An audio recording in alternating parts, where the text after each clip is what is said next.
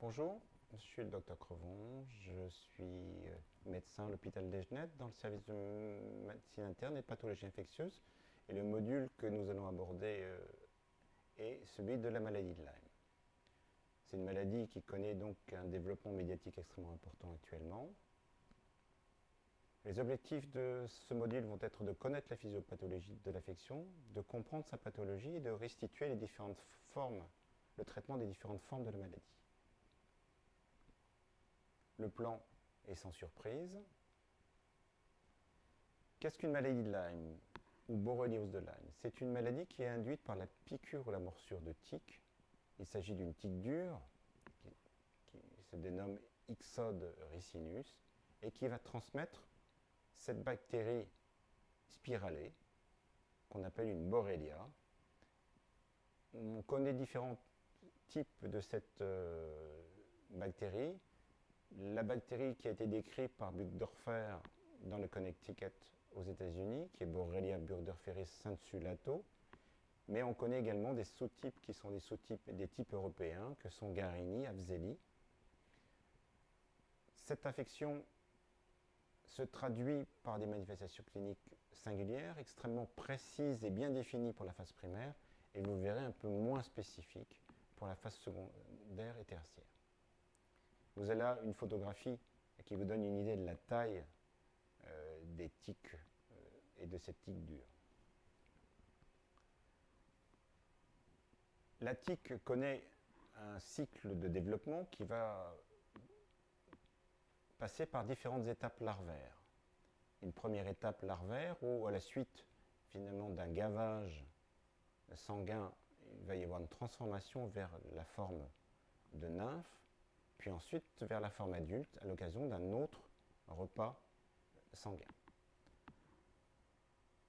Toutes ces étapes sont dotées du pouvoir de prélever du sang et donc peuvent transmettre potentiellement un agent infectieux. On décrit dans le cadre de la physiopathologie de la maladie de Lyme 3 étapes. Une étape primaire, qui est une étape où la bactérie va se développer à l'endroit de la piqûre et entraîner une infection cutanée assez spécifique. Une phase secondaire qui résulte de la diffusion systémique de Borrelia vers des tissus particuliers, tissus articulaires, tissus neurologiques par exemple. Et enfin une phase tertiaire avec des phénomènes inflammatoires ou dysimmunitaires qui sont induits par la présence de la bactérie et qui sont responsables de manifestations localisées à un organe ou à plusieurs. Tous les stades de développement de la tique que l'on a vu précédemment peuvent inoculer la tique, peuvent inoculer la maladie lors d'un repas sanguin. Le risque de transmission augmente avec la durée du gavage de la tique. Il est extrêmement important lorsque le gavage dépasse 48 heures. Le stade primaire est assez caractéristique et vous voyez cette image est pathognomonique de l'affection. Elle suffit souvent au diagnostic de maladie de Lyme à ce stade-là. Il s'agit d'une macule érythémateuse annulaire à progression extensive avec éclaircissement de la partie médiane qui donne un aspect de cible ou de halo. Elle apparaît 10 à 15 jours après la piqûre et connaît une évolution qui se centrifuge et va disparaître spontanément sans cicatrice. Il existe quelques exemples d'érythème chronique migrant multiples, mais ce n'est pas une observation fréquente. À la phase secondaire, en l'absence de traitement, et dans environ 5% des cas, on va voir survenir une neuroborréliose, c'est-à-dire une atteinte du tissu neurologique avec l'apparition de méningo-radiculites, notamment des paralysies faciales, des névralgies faciales, des sciatiques, etc. Des méningomyélites ou des méningoencéphalites ou des méningites, dont on pourra faire le diagnostic également. Des arthrites, notamment des monoarthrites et des oligoarthrites, intéressant surtout les grosses articulations. Plus rarement des manifestations cutanées comme ce lymphocytome bénin cutané qui intéresse le lobe de l'oreille sur la photographie que vous avez.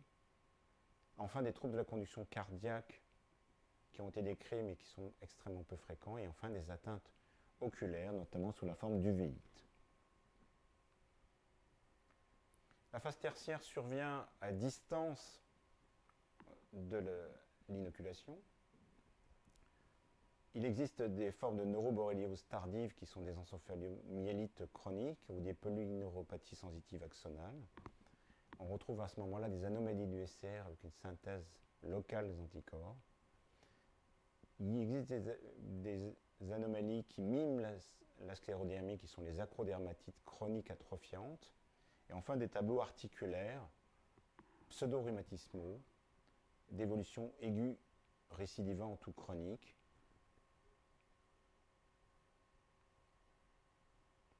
Enfin, on décrit également un syndrome post-Lyme, dont la réalité est extrêmement discutée, puisque c'est une affection qui est, dans le cadre nosologique, est peu précis, avec une collection de manifestations fonctionnelles extrêmement riches qui sont assez proches de la fibromyalgie, des plaintes cognitives diverses, type d'asthénie, de difficultés de concentration, de céphalée,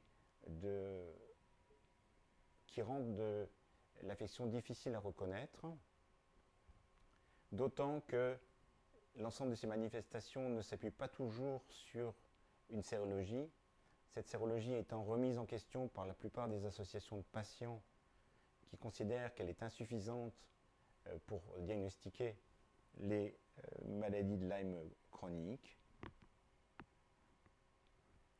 Le cadre de cette maladie de Lyme, avec le relais médiatique, a poussé le gouvernement à mettre en place un plan d'action pour essayer d'apporter une solution et surtout de mieux connaître l'étiologie de ces manifestations qui sont peut-être pas à rapporter à la maladie de Lyme exclusive.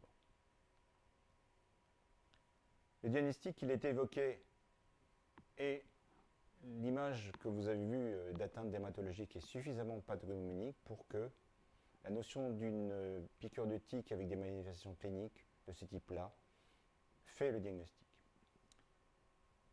La notion d'une manifestation clinique compatible avec la notion d'une piqûre de tique qui n'est pas retrouvée tout le temps permet d'évoquer la maladie, et celle-ci est confirmée généralement par la sérologie, puisque la bactérie elle-même est rarement vue hors des milieux de culture et dans des laboratoires spécialisés. Il n'y a pas de culture standard hors de ces laboratoires d'études, et la sérologie finalement repose sur est l'élément cardinal du diagnostic, et repose sur une sérologie de type ELISA dans un premier temps, qui est une sérologie de dépistage, et cette sérologie de dépistage sera confirmée ultérieurement par la réalisation d'un Western blot qui permettra de mettre en évidence les différentes bandes spécifiques que de la bactérie. Il existe des possibilités de réaliser des PCR, mais celle-ci est de sensibilité assez faible. Elle est utile notamment dans les atteintes articulaires et dans les entêtes de LCR, mais la négativité de cette PCR ne permet pas d'éliminer formellement cette maladie. De nouveaux tests sont à l'étude et annoncés sur les urines des patients. Il y a d'autres tests immunologiques qui sont en cours d'élaboration, la suite dans l'avenir. Il n'est pas recommandé de réaliser de sérologie chez un sujet qui est totalement asymptomatique. On ne fait pas de dépistage systématique des sujets exposés. Et chez un patient qui a eu une piqûre de tique mais qui ne présente aucune manifestation clinique, on ne fait pas de sérologie non plus. Lorsque l'érythème migrant est typique, il n'est pas nécessaire de faire de sérologie, et souvent celle-ci est encore négative à ce stade de l'affection. Il est inutile de contrôler de manière itérative la sérologie des patients qui sont traités. Celle-ci va demeurer positive pour des durées extrêmement longues. Les recommandations thérapeutiques pour la prise en charge de la phase primaire de la borréliose de Lyme sont ici exposées. C'est issu de la dernière conférence de consensus. Elle repose donc sur l'utilisation de l'amoxicilline ou la doxycycline, et s'il existe des contre-indications où on peut recourir à d'autres molécules. La durée recommandée est de 14 à 21 jours en moyenne. Dans les stades secondaires et tertiaires de la borréliose de Lyme, on voit ici apparaître la ceftriaxone avec des durées de 15 à 21 jours. Dans les autres formes neurologiques hors la paralysie faciale, les durées peuvent être prolongées à 4 semaines. Et dans les arthrites aiguës, comme les arthrites chroniques, on a des durées de traitement qui sont variables, mais qui tournent entre 1 et 3 mois, selon l'importance de l'atteinte articulaire. Le suivi, à stade primaire, il est uniquement clinique. L'évolution sous traitement est possible sur environ 1 mois. Les stades secondaires et tertiaires vont faire l'objet d'une surveillance clinique sur plusieurs semaines. Il n'est pas nécessaire de faire de contrôle sérologique, ceux-ci sont inutiles. Et la forme tardive, on discute la prolongation ou la reprise de l'antibiothérapie selon les marqueurs cliniques que l'on aura mis en place et l'amélioration ressentie par le patient. La prévention primaire, elle repose sur la prévention de la piqûre par les tiques. Et donc, vous voyez ici une affiche aux États-Unis, proche d'une forêt où il y a de fortes populations de daims et donc de tiques. Pour cela, on doit informer le public du risque et des modalités de transmission de la Borrelia, des phases de développement des tiques et de leurs modalités d'extraction, des manifestations cliniques et de la possibilité de prévention ou de traitement. La prévention aux zones d'anémie, elle est surtout mécanique, avec des vêtements longs. Elle utilise également des répulsifs sur les vêtements, mais également des répulsifs cutanés qui sont efficaces. L'antibioprophylaxie n'est pas systématique après une piqûre de tique. Elle est recommandée si les piqûres sont multiples, s'il y a un long délai d'attachement, il y a un fort taux local d'infestation des tiques. Et les modalités reposent surtout sur la doxycycline en monodose et l'amoxicilline, si cela est nécessaire, mais pour des durées plus prolongées. Donc la prévention secondaire, elle va donc reposer sur la détection rapide d'une ou plusieurs tiques, examen minutieux du revêtement cutané, l'extraction par technique mécanique, recommandation de niveau B, modéré, éviter les substances chimiques, notamment l'application d'éther qui risque de faire régurgiter la tique, désinfecter le site de la piqûre et surveiller la zone pour dépister l'apparition d'un érythème.